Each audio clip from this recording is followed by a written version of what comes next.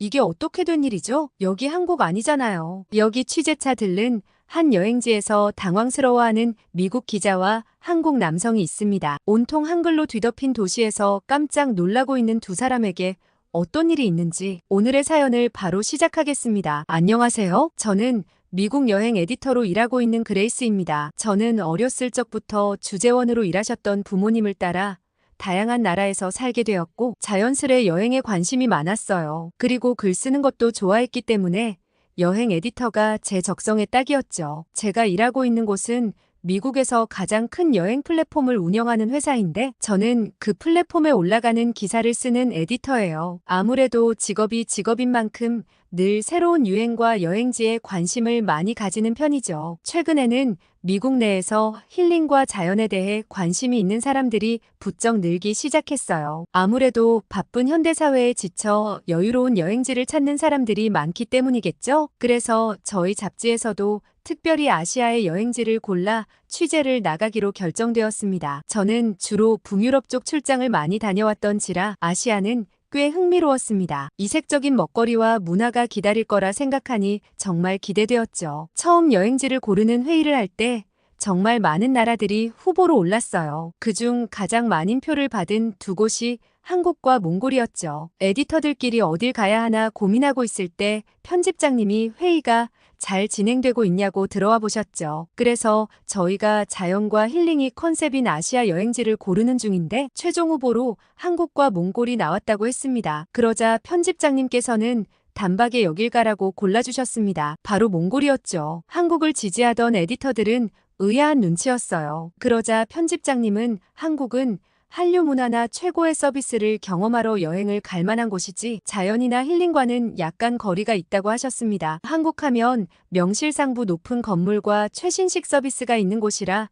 기사 컨셉에 어긋난다고 했죠. 그러자 한 에디터가 한국에 등산을 하는 문화가 있는데 산을 타겟으로 여행하거나 한국의 제주도 여행을 주제로 기사를 쓰면 자연과 어우러져 쉬는 컨셉에 딱 맞다고 했어요. 편집장님은 한국은 사실 어떤 컨셉이든 잘 소화해서 무슨 주제를 정하더라도 여행 가기에 완벽한 장소라 덧붙일 말이 없긴 하지만 솔직히 한국 하면 떠오르는 건 자연이 아니라 기술력 아니겠냐며 독자들의 시선으로 접근하면 좋겠다고 하셨습니다. 저희는 고개를 끄덕일 수밖에 없었죠. 한국하면 삼성으로 대표되는 뛰어난 기술력과 컨텐츠 산업이 발달한 곳이었으니까요. 그렇게 저희는 몽골로 여행지를 결정했습니다. 그리고 누가 직접 출장을 가면 좋을까 의논하기 시작했는데 처음에 한국으로 결정되려고 했을 때는 너도 나도 관심을 가지고 달려들더니 다들 딴청을 피우기 시작했습니다. 사실 출장과 여행은 좀 많이 달라서 아무리 여행 에디터라도 일하러 가는 거라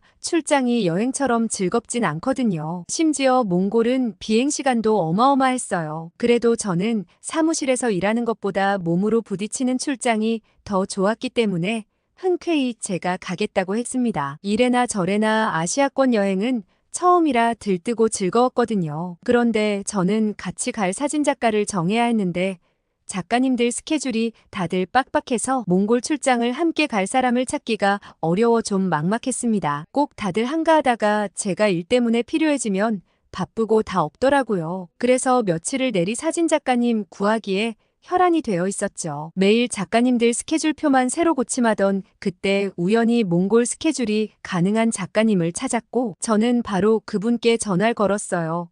그런데 전화를 걸자마자 저는 아뿔싸 싶었습니다. 그 사람은 한국 출신 사진작가 재현이었는데 꽤나 과묵하고 진지한 편이라 장기간 출장 갈 땐 절대 X라며 모두들 피하는 작가였거든요. 그 생각까지 미쳤을 땐 이미 신호가 끝나고 전화를 받은 재현 씨의 목소리가 들렸죠. 저는 어버버하고 당황하다가 결국 몽골 출장의 사진작가로 함께 가달라고 제안했고 재현 씨는 알겠다고 했습니다. 저희는 매우 사무적인 대화만 하고 툭 끊어버렸죠. 몽골 여행이 최소 7박 8일이라 그 긴 시간을 과묵한 재현 씨와 어떻게 보낼까 머릿속이 복잡했죠. 잠깐 후회스럽다가도 금방 생각을 고쳐먹었습니다. 사실 재현 씨 실력은 우리 회사 최고라고 해도 좋을 만큼 뛰어나거든요. 감각 있는 구도와 신의 손이라 불리는 보정 실력을 가지고 있었기 때문에 결과물은 의심할 여지가 없었습니다. 좋게 생각하자고 스스로를 달래면서 몽골 일정을 준비했어요. 몽골의 유명한 여행 코스들은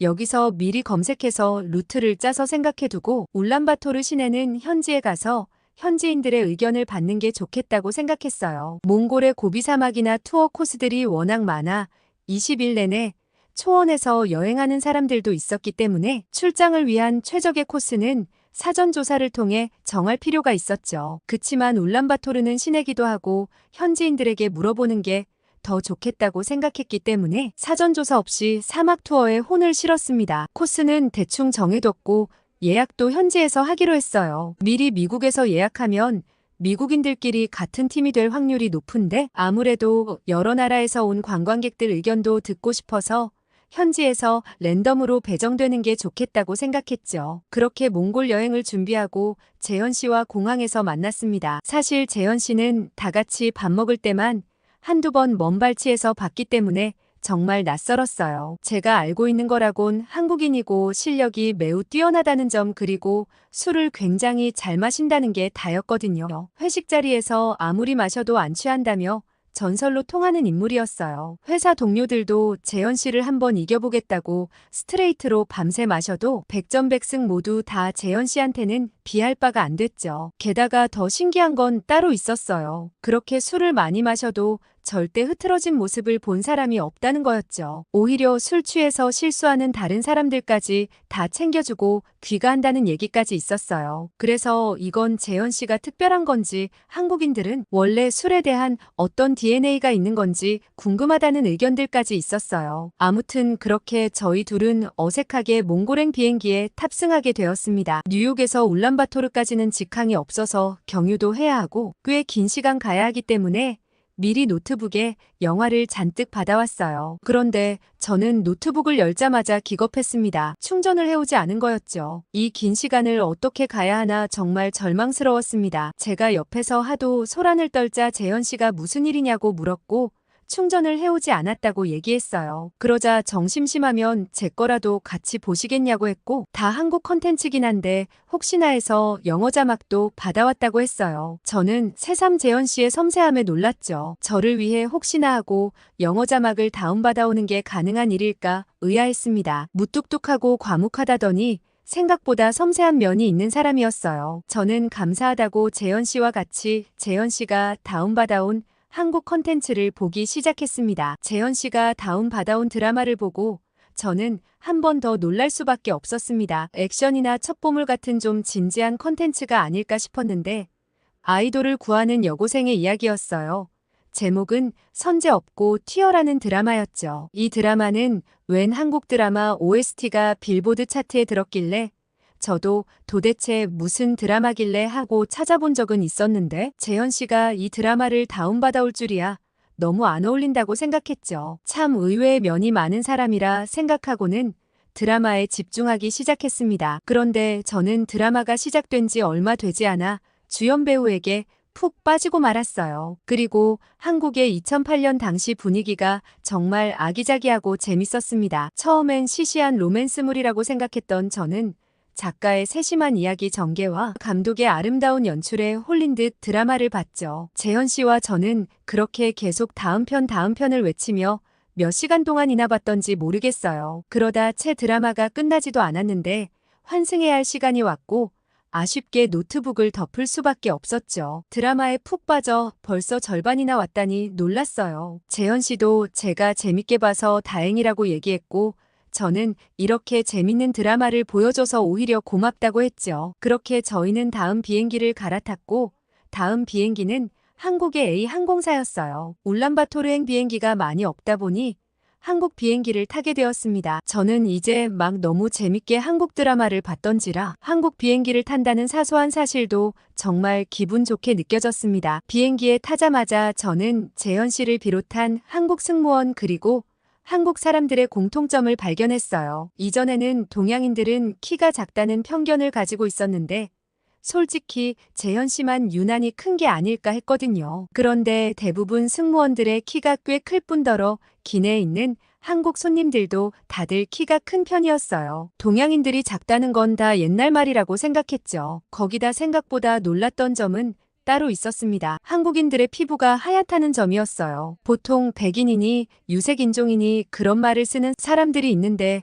그건 틀린 말인 것 같다고 느껴질 정도였습니다. 오히려 투명하고 맑은 피부결 때문에 저보다 한국 승무원들 피부색이 더 빛나 보였어요. 그런 저는 생각보다 서양인들이 동양인들에 대한 편견이 많다는 걸 깨닫고 반성하는 계기가 되었습니다. 그렇게 자리를 찾아 앉고 나니 금세 기내식을 먹을 시간이 다 되었습니다. 그날 기내식 메뉴는 파스타와 불고기 덮밥 중 고를 수 있게 되어 있었어요. 재현 씨는 당연히 불고기 덮밥을 골랐고 저는 갑자기 고민에 빠졌습니다. 평소라면 당연히 일말의 고민도 없이 파스타를 골랐겠지만 한국 음식을 한번 먹어보고 싶은 마음이 들었거든요. 그래서 저도 불고기 덮밥을 골랐죠. 기내식을 받아들고 저는 먹음직스러운 향에 놀랐어요. 건너편 외국 손님은 파스타를 골랐던데 제 음식이 훨씬 맛있어 보여서 만족스러웠죠. 옆에는 쌈채소도 함께 나왔길래 쌈에 밥과 불고기를 얹어 한 입 먹는데 입안 가득 퍼지는 달달하고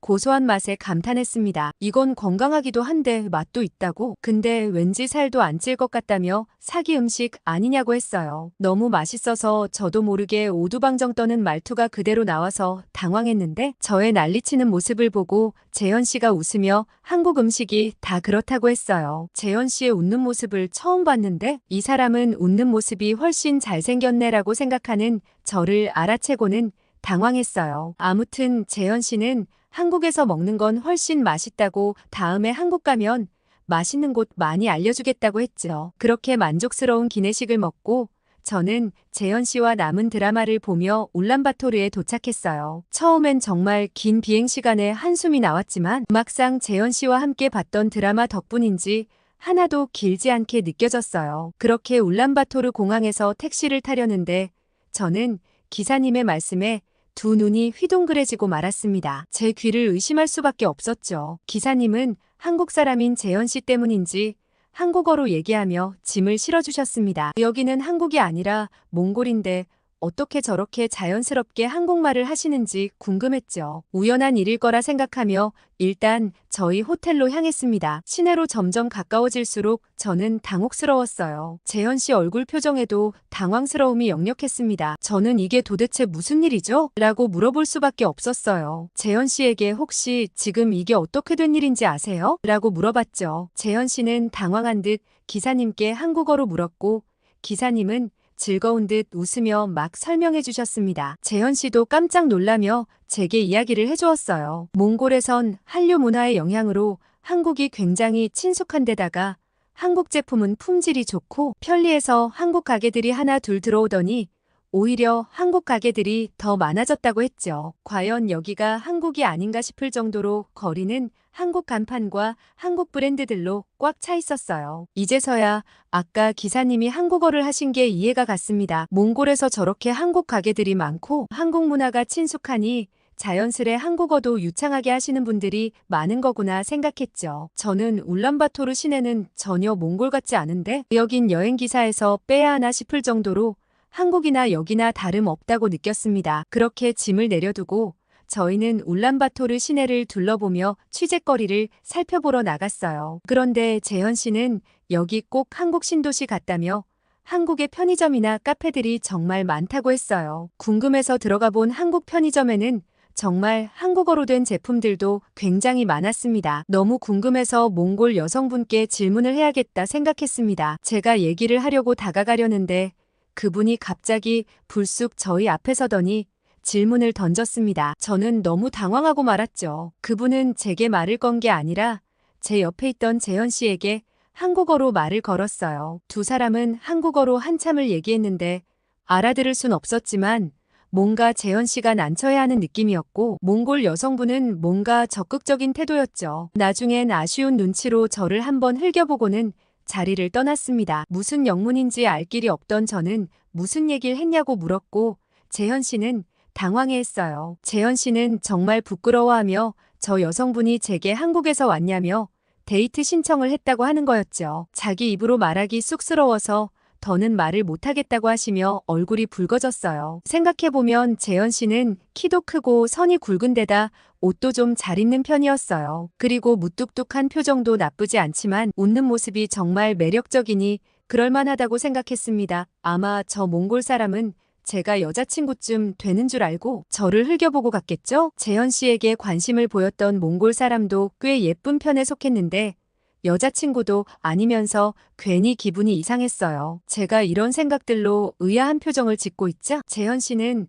제가 취재거리가 궁금해서 그런 줄 알고 편의점 얘기도 물어봤다고 했습니다. 그리고는 여기 편의점을 이용하는 이유가 몽골은 간단하게 길거리 음식을 먹을 만한 곳이 없어서 직장인들은 대부분 식당을 이용해야 한다고 했습니다. 그런데 식당에서 먹으면 한 끼 가격이 좀 비싼 편인데 편의점 도시락은 3,000원에서 4,000원이면 사 먹을 수 있으니 저렴하게 해결할 수 있어서 많이 찾는다고 했죠. 특히 한국 예능과 드라마의 영향으로 거기 많이 나오는 삼각김밥도 즐겨 먹는 음식이라고 했습니다. 게다가 한국 기업들은 서비스가 굉장히 좋아서 몽골 현지인들이 많이 이용하고 한국 기업들 점유율이 70% 이상일 정도로 한국 기업이 많이 활성화되어 있다고 했습니다. 다른 외국이나 유럽 브랜드들이 못 따라올 정도로 한국 기업에 대한 선호도가 높다고 했어요. 심지어 몽골 젊은이들은 대부분 한국어로 의사소통이 가능한 수준이라고 했죠. 사실 제가 오늘 출장 오는 길에 한국 드라마를 보지 않고 불고기 덮밥을 먹지 않았더라면 몽골의 한국 유행에 대해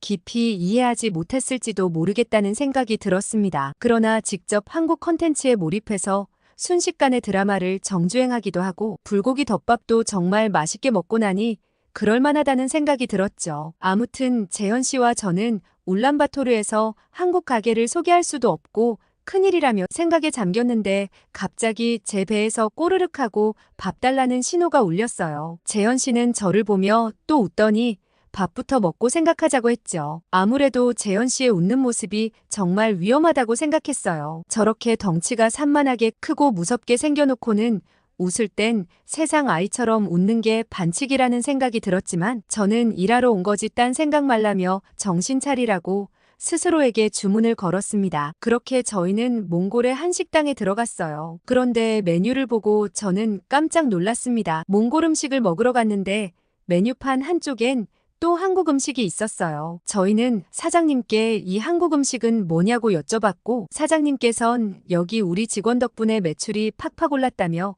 싱글벙글 미소를 지으셨습니다. 알고 봤더니 여기 직원분이 한국에서 일하다 오신 분인데 한국에서 먹었던 맛있는 음식을 잊지 못해 집에서도 종종 한국 음식을 만들어 드셨다고 해요. 그런데 이 식당에선 돌아가며 직원들이 먹는 식사를 준비하곤 하는데 그때 자연스레 스테밀로 한국 음식을 만들어주게 됐고 사장님께서 깊은 감명을 받으시곤 한동안 스페셜 메뉴로 출시했다고 했습니다. 그런데 오히려 손님들께서 재미로 시켜봤던 스페셜 메뉴에 더 관심을 보였고 그 음식이 인기를 끌자 정식 메뉴로 선보였다고 했습니다. 아무래도 한국에서 일하거나 유학 왔다 돌아간 몽골 사람들이 다시 몽골로 와서도 한국 음식을 많이 찾기 때문에 그 메뉴가 인기가 많다고 했죠. 요즘은 오히려 주력 음식이 한국 메뉴라고 했어요. 호기심에 저희도 몽골 전통 메뉴와 한국 음식을 같이 시켜봤죠. 재현 씨에게 그 음식이 한국에서 대단히 맛있는 음식이냐고 물어봤는데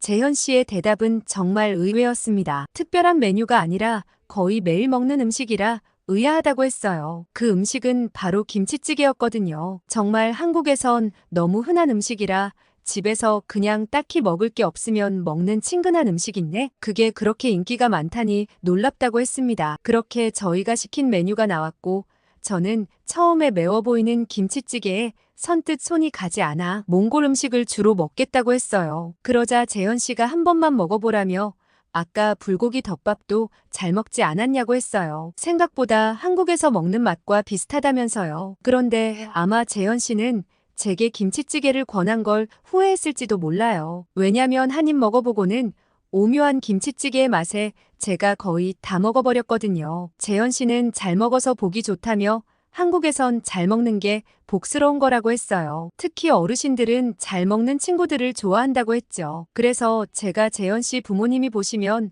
저 엄청 좋아하시겠네요. 라고 말했고 생각 없이 뱉은 말에 저도 깜짝 놀랐어요. 스스로 뱉은 방정맞은 소리에 장난이었다고 말하려는데 재현 씨의 대답에 저는 두 눈이 휘둥그레졌어요. 아마 좋아하실 거라며 밥도 이렇게 잘 먹고 얼굴도 예쁘고 일도 잘하잖아요. 라고 대답하는 거예요. 저는 순간 너무 당황해 헛기침을 하고는 저 이제 다 먹었으니 얼른 우리 취재거리 고민해보자며 후다닥 짐을 챙겨 나왔습니다. 약간 어색해진 기분을 느끼며 일단 투어를 예약하기 위해 여행사로 갔어요. 몽골 여행은 보통 여행사에서 여러 명을 묶어서 가이드와 차를 타고 함께 몽골의 광활한 자연을 느끼는 코스로 이루어져요. 보통 함께 가는 동행들과 여행 내내 자고 먹고 같이 하는 형태였죠.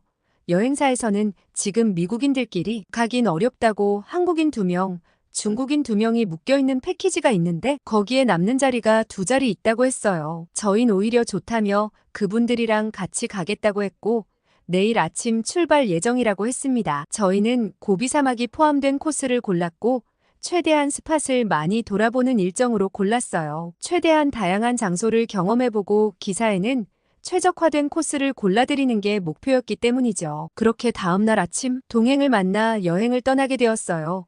한국인 여성 2명, 중국인 남녀 커플 그리고 저희 이렇게 6명이서 한 차를 타고 몽골 여행을 시작했습니다. 아무래도 차에 타고 이동하는 시간도 많고 밤엔 별을 보는 것 외에는 딱히 할 일이 없기 때문에 동행이 굉장히 중요하다고 하는 글이 많았지만 뭐 큰 문제 있을까 싶었습니다. 그러나 나중엔 굉장히 후회하고 말았죠. 그 이유는 좀 더 들어보시면 알 것 같아요. 아무튼 그것과 별개로 몽골의 자연은 굉장히 아름다웠어요. 개발되지 않은 자연 그대로의 모습은 경이로웠죠. 재현 씨도 몽골은 몽골 특유의 아름다움이 있다며 정말 매력적이라고 하며 여기저기 사진을 찍었어요. 그런데 갑자기 비명소리가 들렸습니다. 돌아봤더니 중국인 여자가 다친 것 같았죠. 무리하게 사진을 찍다 넘어져 무릎이 긁힌 모양이었어요. 그러자 한국인 친구가 얼른 가방에서 밴드와 약을 꺼내 건네주며 괜찮냐고 물어봤습니다. 중국인 여자는 밴드와 약을 쓰고는 고맙다는 말도 없이 남자친구와 싸우기 시작했습니다. 정말 무례하다고 생각했는데 그것과 별개로 다정한 한국 친구의 모습을 보면서 꼭 재현 씨 같다는 생각이 들었어요. 재현 씨가 세심하고 친절한 건 한국인들 특징이구나 싶었죠. 그렇게 여행을 마무리하고 밤이 되자 하늘에선 별들이 쏟아졌어요. 불빛 하나 없는 넓은 초원이라 별들이 더 잘 보였죠. 그런데 문제가 하나 있었습니다. 밤엔 정말 별을 보는 것 외에는 할 게 하나도 없었어요. 자연스럽게 사람들과 얘기를 나눌 수밖에 없는 환경이었죠. 그러나 중국 커플들은 낮에 사진 찍다 다친 이후로는 둘이 다퉜는지 어쨌는지 숙소에 들어가 나오질 않았어요. 두 사람은 놔두고 한국 친구들과 저 재현 씨는 작게 램프를 켜놓고 이런저런 얘기를 나눴습니다. 한국 친구들은 대학생인데 방학을 맞아 여행을 왔다고 했어요. 둘 다 영어를 정말 잘해서 다 같이 영어로 대화하는데 전혀 무리가 없었죠. 지희라는 친구는 로봇공학을 전공해 사람들을 이롭게 하는 휴머노이드 로봇을 개발하는 것이 목표라고 했고 유나라는 친구는 드라마 작가가 꿈이라고 했습니다. 꿈 많은 한국 친구들을 보고 있자니 제가 대학생이던 시절도 생각나고 정말 좋았어요. 밝고 긍정적인 한국 친구들과 대화하면서 정말 좋은 에너지를 많이 받았던 것 같아요. 여행 오면 이렇게 몰랐던 다른 사람들과 속 깊은 얘기를 나눌 수 있다는 게 참 좋았습니다. 그리고 꿈에도 몰랐던 재현 씨 얘기도 듣게 됐죠. 재현 씨가 사진작가가 된 데는 정말 놀라운 이야기가 숨어 있었어요. 재현 씨는 수의사셨던 아버지의 영향으로 어릴 때부터 유기된 동물들에 굉장히 관심이 많았다고 했습니다. 그래서 어릴 적부터 주말마다 부모님과 함께 유기동물 보호소 봉사활동을 다녔다고 했어요. 정말 예쁘고 사랑스러운 강아지들이었지만 주인을 못 찾는 경우가 많았고 입양을 홍보하기 위해 사진을 찍어 SNS에 올리기 시작했대요. 어떻게 하면 더 예쁘게 찍을 수 있을까 고민했고 자연스럽게 사진에 관심을 가지기 시작했다고 했습니다. 그렇게 재현 씨가 정성스레 찍은 사진 덕분인지 강아지들은 해외에서 입양 문의가 많이 들어오게 됐고 그렇게 좋은 가정으로 강아지들을 보내주다가 어느 날 우연히 메일 한 통을 받았다고 했습니다. 재현 씨의 사진과 선한 활동을 본 미국의 한 사진작가가 진지하게 사진을 배워볼 생각이 없냐고 제의했고 그렇게 미국으로 넘어와 그 작가 밑에서 사진을 배우기 시작했다고 했어요. 그러다 지금은 이 일을 하고 있다고 했죠. 물론 지금은 입양 사진은 찍어주지 못하지만 미국으로 입양된 강아지들이 비행기를 타고 공항에 도착하면 그 강아지들을 입양처까지 데려다주는 봉사활동으로 강아지들을 돕고 있다고 했어요. 저는 재현 씨의 이야기를 듣고 정말 놀랐어요. 인간적인 매력이 느껴졌죠. 그렇게 한국 친구들과 저희는 매일 밤 별빛 아래 이야기를 나누며 하루하루를 채워갔죠. 그런데 정말 불쾌한 게 한 가지 있었습니다. 아무래도 몽골 초원을 여행하는 거다 보니 세수나 양치 정도는 할 수 있었지만 제대로 된 샤워 시설을 찾기 어려웠어요. 처음에 이틀이나 씻지 못하다가 3일차에 겨우 샤워 시설이 구비된 숙소에 도착했죠. 다들 신나서 숙소에 도착하자마자 샤워장으로 향했고 씻고 나오니 한결 살 것 같았습니다. 그런데 정말 의아한 게 하나 있었어요. 중국 커플들은 두 사람 중 누구도 씻으러 가지 않았습니다. 분명 머리도 가렵고 찝찝할 텐데 어떻게 안 씻고 있을 수가 있지 의아했지만 그 둘은 떡진 머리에도 전혀 개의치 않는 듯 했어요. 경악할 점은 여행 기간인 5박 6일 동안 그 둘이 씻는 모습을 보지 못했다는 점이었죠. 게다가 이동할 때는 보통 차에서 다들 잠을 자는데 그 두 사람은 어찌나 시끄럽게 떠드는지 잘 수가 없었습니다. 그런데 다들 마음이 약해서 그 둘에게 아무 소리도 못했어요. 다들 이래서 동행이 중요하다고 얘기하는구나 싶었고 기사에 대놓고 쓸 순 없었지만 저 역시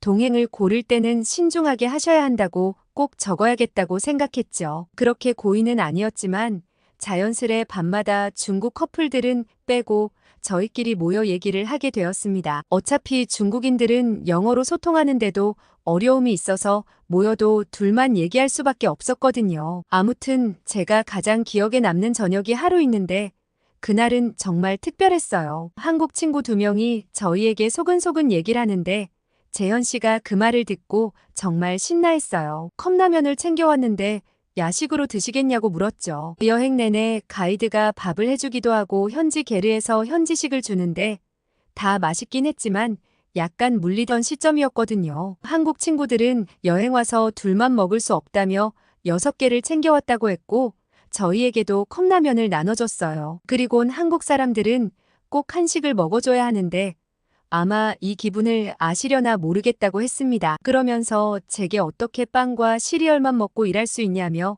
한국인은 밥심으로 산다고 얘기했어요. 저는 재현 씨에게 재현 씨도 그러냐고 묻자 재현 씨는 집에선 한식만 먹는다고 했습니다. 한국 밥솥을 챙겨와 주기적으로 한인마트에서 장을 봐서 요리를 한다고 했어요. 요리를 하는 재현 씨의 모습은 상상이 가질 않았습니다. 재현 씨는 그레이스가 먹었던 불고기 덮밥, 김치찌개 이런 건 눈 감고도 한다며 자기 요리 정말 잘한다고 자랑을 했어요. 저는 말도 안 된다고 거짓말 같다고 하자 다음에 한번 초대하겠다고 하는데 재현 씨의 집에 간다는 생각에 심장이 두근거렸어요. 꼭 제게 관심을 보이는 것 같다가도 아닌 것 같기도 하고 정말 헷갈렸거든요. 게다가 한국 친구들은 2분 일하러 왔다고 하시는데 은근 잘 어울린다고 우스갯소리로 얘기하는데 괜히 얼굴이 화끈거렸습니다. 밤에 자려고 누웠는데도 계속 머릿속에 맴돌아 밤잠을 설쳤고 다음날 초췌한 얼굴을 보고 유나가 걱정까지 했습니다. 그렇게 여행은 어느덧 마무리되어 갈 시점이었고 저는 몽골 초원 투어는 쓸 게 많은데 울란바토르 시내 내용은 기사에서 빼야 하나 고민하고 있던 참이었어요. 제 고민을 듣고 지희가 정말 좋은 아이디어를 한 가지 주었습니다. 몽골 속 미니 한국이라며 한국 문화까지 같이 체험할 수 있다고 적어놓으면 그것도 좋지 않겠냐고 했어요. 몽골에 와서 한국 분위기도 간접 체험하고 초원도 경험하면 꿩 먹고 알 먹고 아니겠냐고 했죠. 꿩 먹고 알 먹고라는 표현도 정말 재밌었고 지희의 아이디어도 재밌었습니다. 그렇게 취재 방향을 정하면 사실 추가 촬영을 할 필요도 없었죠. 이미 촬영은 많이 해뒀으니 기사만 정리하면 되거든요. 헤어지는 날 지희와 유나와 매일 밤마다 이야기를 나누다 보니 정말 많이 친해졌는데 아쉬웠어요. 서로 미국 오거나 한국에 오면 정말 잘해주겠다며 꼭 놀러오라고 하고 SNS 연락처를 주고받고는 헤어졌어요. 그렇게 재현 씨와 다시 미국으로 돌아왔고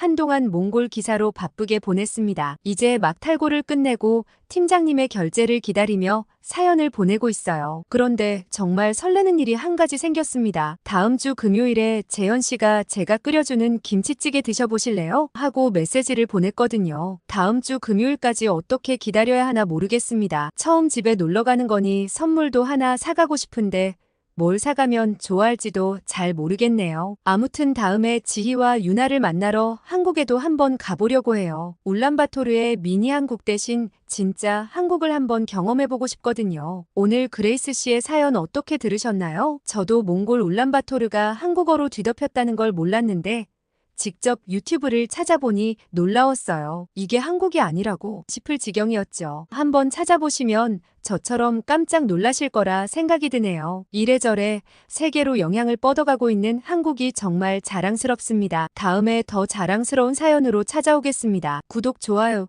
이미 눌러주셨죠? 댓글도 많이 부탁드려요. 끝까지 시청해주신 분들 정말 고맙습니다. 이상 감동 필름이었습니다.